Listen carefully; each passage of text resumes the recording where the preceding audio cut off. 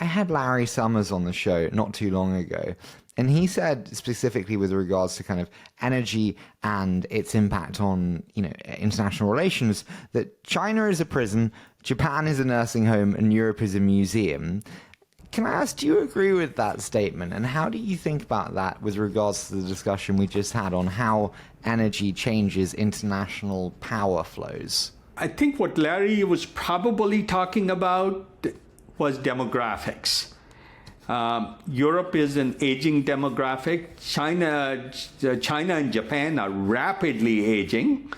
I think if I read right, by 2040, which is 15 years, 17 years from now, the average age in Japan will be 54 or something like that. The world needs younger people to have a vibrant society, and what is called the dependency ratio, the number of people working to support each person not working, whether they're elders or kids. That dependency ratio in Japan, China, most of Europe is heading in the wrong direction. The US has a reasonable demographic. India has a great demographic. The Mideast and Africa have good demographics. But this anti-immigrant sentiment will hurt these European countries from really renovating, invigorating their societies. That's a complex problem. Why are you so bullish on India moving forward? And will India develop into a tech giant, do you think, in the next 5 to 10 years? What I love about India is the demographic is young, with a huge focus on learning and education. Now, India has pretty significant problems, I think.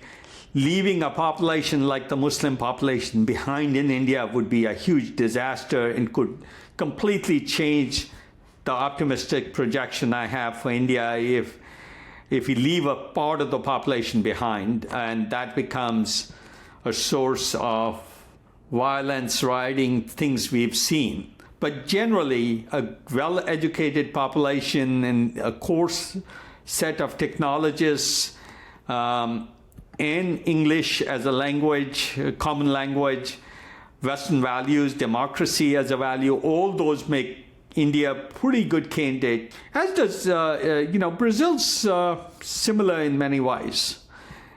So India is not the only country with that kind of advantage. Do you think the US and the rest of the world will be increasingly reliant on Indian-born tech talent, given what you just mentioned there in terms of the amount of young people and their talent? I think the great thing about technology is you need to develop it once and deploy it 100 times. You go discover an oil well, you run out of it, you can't build 1 million of those. If you build a bipedal robot, you can build 1 million of those. So yes, technology talent is going to be important to make the world a better place. I'm very optimistic about the role technology can play. Now, there's dangers to that too. But I'm very optimistic, whether it's in healthcare, we've talked about it, climate and energy, we've talked about that, music and media and content generation, lots of places. But the talent can be anywhere, and I think India will be an important source, or can be an important source with the right policy. Everything's subject to right politics and right policy in the country.